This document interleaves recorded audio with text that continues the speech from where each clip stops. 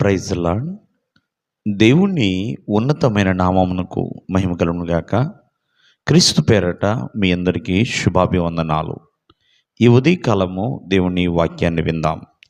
కీర్తనలు 6:3.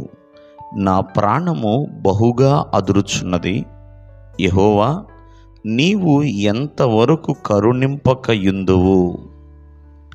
ప్రియమైనవారలారా, మరి భక్తుడైన దావీదు ప్రార్థన చేస్తున్నాడు.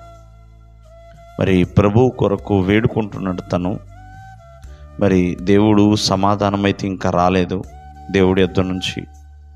అందుకనే ఎంతగానో తను అలసిపోయి, అయ్యా నా ప్రాణం ఎంతగానో అదిరిపోతుంది, ఎంతవరకు నీవు కరుణింపకుండా ఉంటావు, ఎంతవరకు నేను మూలుగుచు అలసి ఉన్నాను, ప్రతి రాత్రి కన్నీరు విడిచుచు నా పరుపు తేలుచున్నది నాయన, నా కన్నీళ్ళ చేత పడక కొట్టుకుపోతుంది, విచారము చేత గుంటలు పడుతున్నాయి నా కన్నులు అంటూ ఎంతో రోదనతో వేదనతో విచారముతో ప్రియమైన వాళ్ళరా మరి తను అలసిపోయి ఉన్నాడు.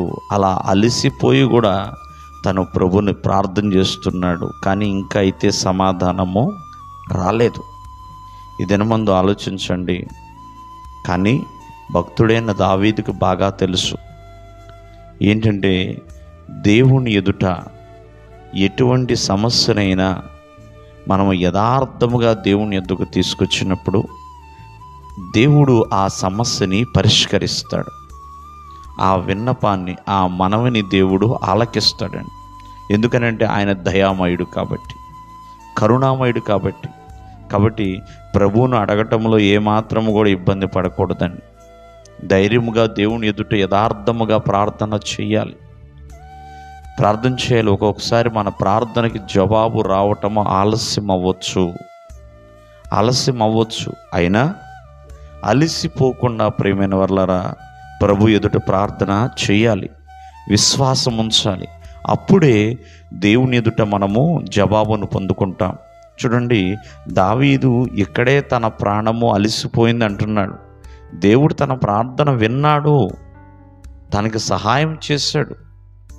ఎంతగా చేశాడంటే ప్రియమైన వాళ్ళరా, తన రాజ్యము అలాగే తన కుటుంబము, తన సింహాసనము నిత్యము ఉండునట్లుగా దేవుడు స్థిరపరిచాడు, నిత్యము ఉండునట్లుగా. కాబట్టి ఈ ఉదయకాలం ముందు ఆలోచించండి.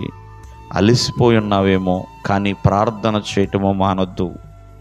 ఎంతవరకు దేవుని కరుణింపక ఉంటాడు అని అనుకున్న ఆయన కరుణామయుడండి, ఖచ్చితంగా కరుణిస్తాడు. ఓపికతో మనం ప్రార్థన చేయాలి, నిరీక్షణతో ప్రార్థన చేయాలి, విసుకొక నిత్యము ప్రార్థన చేయాలి. దేవుడు మిమ్మల్ని ఆశీర్వదించును గాక. ఆమేన్.